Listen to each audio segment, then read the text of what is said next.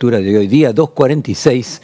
Argentina, un país, dos velocidades. Y vamos a tratar de explicar por qué. Porque mientras la crisis económica se asienta en las clases bajas y medias, empieza a resonar los índices de pequeñas y medianas empresas que se están reduciendo. Otros sectores empresariales empiezan a visualizar ciertos rebotes de crecimiento, aunque lejos de la famosa V corta que previó Javier Milei. Y tiene que ver con aquellos sectores que van a ser beneficiados por el RIGI y son las inversiones de alto volumen en todo lo que signifique extractivismo de materias primas, energía, minería.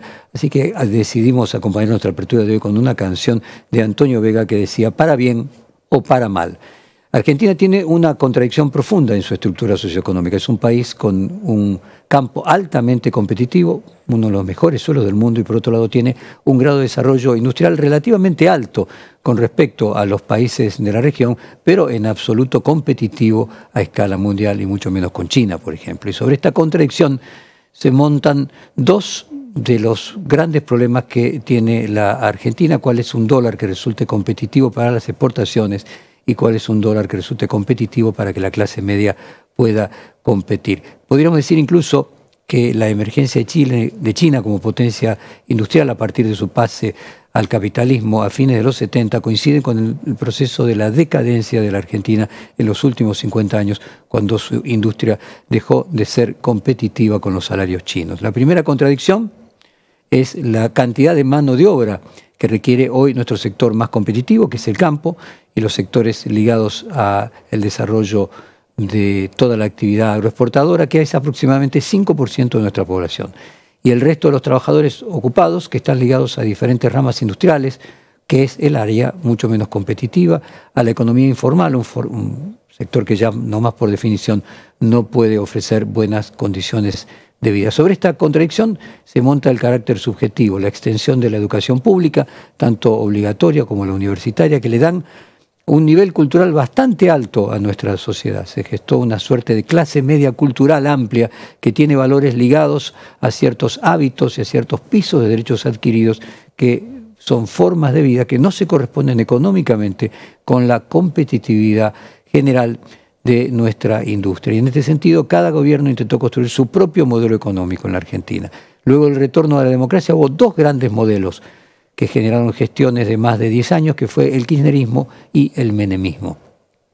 El modelo kirchnerista se basó en un boom de los precios de las materias primas que le dio suficiente caja y vía retenciones para poder subvencionar a la parte de la industria los salarios, los servicios, pisando las tarifas de los servicios, de los transportes con subsidios, y además el kirchnerismo amplió e institucionalizó un conjunto de subsidios a los sectores de la economía informal. Esto generó como efecto secundario negativo una alta inflación y el perpetuamiento de la precarización laboral en ciertos sectores de la población que nunca lograron ingresos en áreas formales de la economía. Además, obviamente un conflicto permanente entre los actores económicos ligados al campo, que eran los que exportaban estas materias primas. El modelo menemista, por el contrario, se basó en la estabilidad macroeconómica, basada en una paridad cambiaria, que a su vez se sostenía el endeudamiento externo. Esto generó buenos salarios en una parte de la población y una amplia desocupación por la destrucción de una parte de la industria local, agobiada por la apertura de las importaciones con las que no podía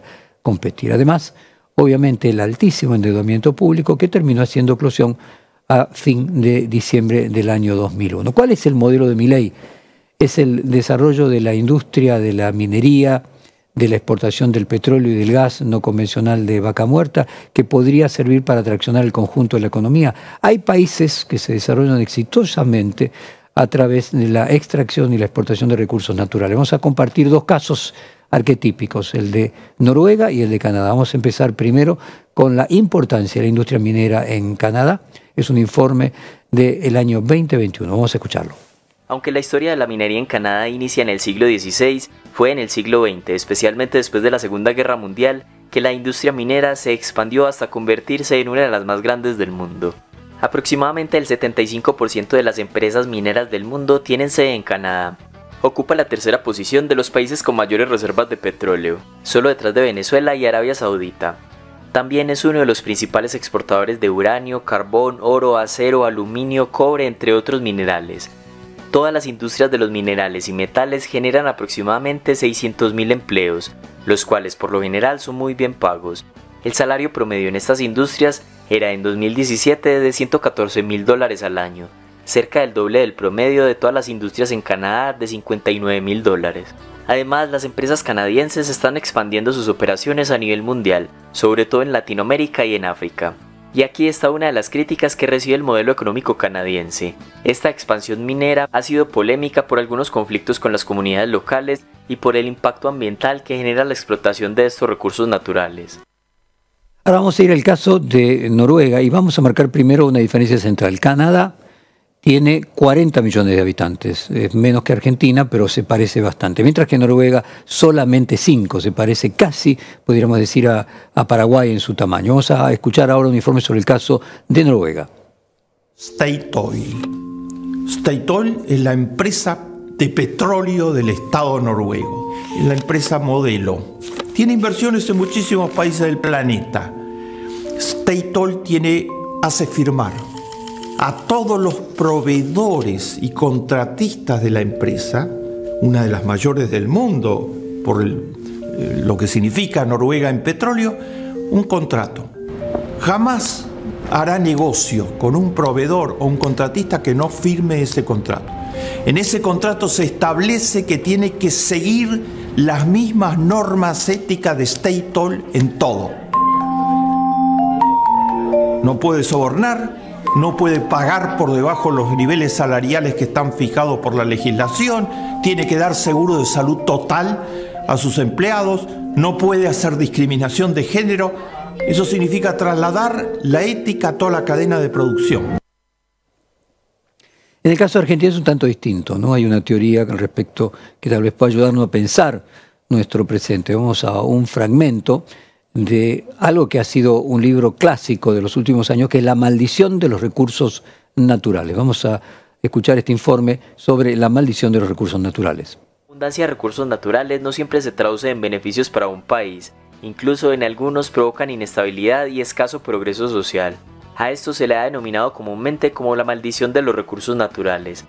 Resulta que los altos ingresos provenientes de la explotación de estos recursos naturales pueden incentivar la aparición de conflictos provocados por grupos que quieren apropiarse de ellos, ya sea ilegalmente o por medio de sobornos para obtener el derecho exclusivo a explotarlos.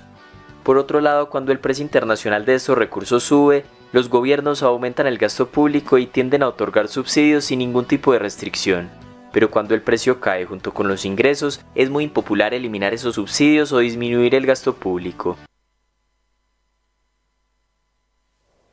Bueno, todo esto viene a cuenta de que previo al fin de semana que acaba de pasar, Milei visitó Vaca Muerta y estaba muy contento allí con los dueños de las principales empresas argentinas e internacionales que actúan en Vaca Muerta. Vamos a compartir un fragmento de Milei en Vaca Muerta.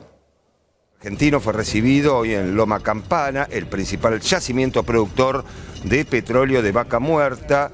Fue recibido por el presidente de YPF, Horacio Marín. Durante la recorrida, el jefe de Estado pudo observar el desarrollo, la actividad en la zona y también visitó un equipo de perforación de última tecnología. Posteriormente mantuvo una reunión con los principales directivos de las operadoras con presencia en Vaca Muerta. Al mediodía viajó el mandatario argentino rumbo a Chile, donde encabeza un acto conmemorativo de Gasande. Se trata del gasoducto que lleva gas natural desde Argentina al país andino.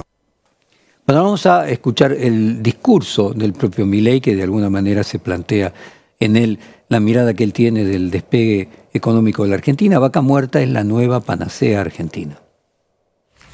Hoy estoy aquí también para traerles la buena nueva. Vengo de recorrer Vaca Muerta, de haber visto con mis propios ojos la nueva panacea argentina y de haber compartido largas conversaciones con los principales CEOs de las compañías petroleras. El desarrollo de Vaca Muerta es un ejemplo de la potencia de la iniciativa privada en Argentina. Este ecosistema de empresas nacionales y multinacionales ha logrado revertir nuestro histórico déficit energético de casi 7.000 millones de dólares hace 10 años a un superávit de 4.000 millones de dólares a partir de este año. Y vamos por muchísimo más. Es, de hecho, el mejor resultado de nuestra balanza energética de los últimos 22 años. Pero no solo ya estamos revirtiendo décadas de deterioro, sino que tenemos una potencialidad enorme, con las exportaciones de petróleo que son una realidad, pero también con mayores exportaciones de gas a nuestros países hermanos y de GNL al resto del mundo en pocos años. Bueno, independientemente de lo prometedor que resulte el modelo económico extractivista de recursos naturales del gobierno, es obvio que hay sectores de la economía que viven en otra Argentina. Si los números económicos de la industria en general, de la construcción y en particular la caída dramática de los sectores que dependen de los servicios, del consumo en general, contrasta con, al mismo tiempo, el crecimiento de los sectores relacionados con la minería, con la energía y los sectores agroexportadores.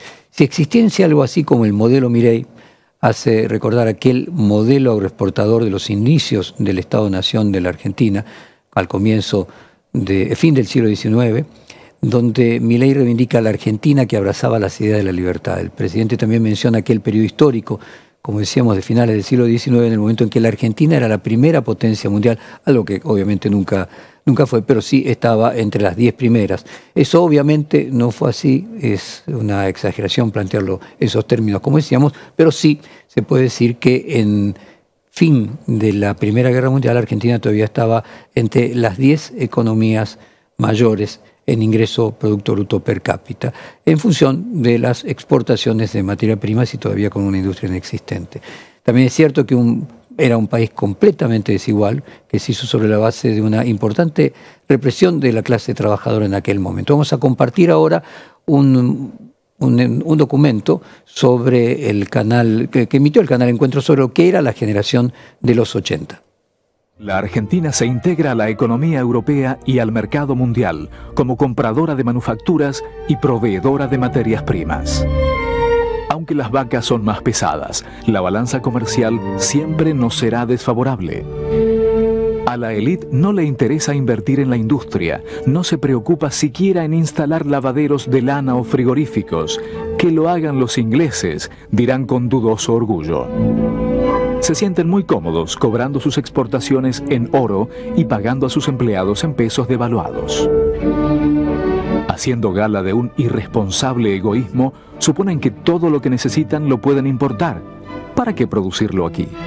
Ante la falta de inversores locales, todas las tareas de infraestructura deben ser encaradas por el Estado. Así lo anuncia el presidente Roca en un discurso ante el Congreso. Mi opinión es que el comercio sabe mejor que el gobierno lo que a él le conviene. La verdadera política consiste pues en dejarle la más amplia libertad. El Estado debe limitarse a establecer las vías de comunicación y a levantar bien alto el crédito público en el exterior. El historiador económico y autor Pablo Gerchunov vincula esta nostalgia de Milei por el pasado exportador con cierta desconfianza con el sistema democrático. Vamos a un fragmento en una entrevista que se realizó en el programa Periodismo Puro, donde Pablo Gerchunov dice: el pensamiento libertario tiene cierta desconfianza respecto a la democracia. Ese énfasis que él pone en el siglo XIX y en el hecho de que en la convicción con que él transmite la idea de que todo se empezó a descomponer en la Argentina hace más de 100, a veces dice 100 años, a veces dice más de 100 años, yo creo que revela un espíritu reaccionario. Y no quiero ni siquiera calificar, no es una calificación, es una manera de pensar. Es una manera de pensar la realidad y es una nostalgia de un pasado remoto. En el caso de él, nunca hemos visto a alguien que piense en términos tan remotos como ideal, ¿no? Y cuando digo reaccionario, lo que quiero transmitir, lo que me gustaría transmitir, es que cuando se dice más de 100 años, se dice Irigoyen. Y cuando se dice... Y el voto universal. Exactamente. Y cuando se dice Irigoyen, se dice el voto secreto, obligatorio y universal masculino. Y en ese sentido, yo creo que él transmite una cosa que está presente siempre en el pensamiento libertario, que es cierta, no total y no en todos, cierta desconfianza respecto a la democracia.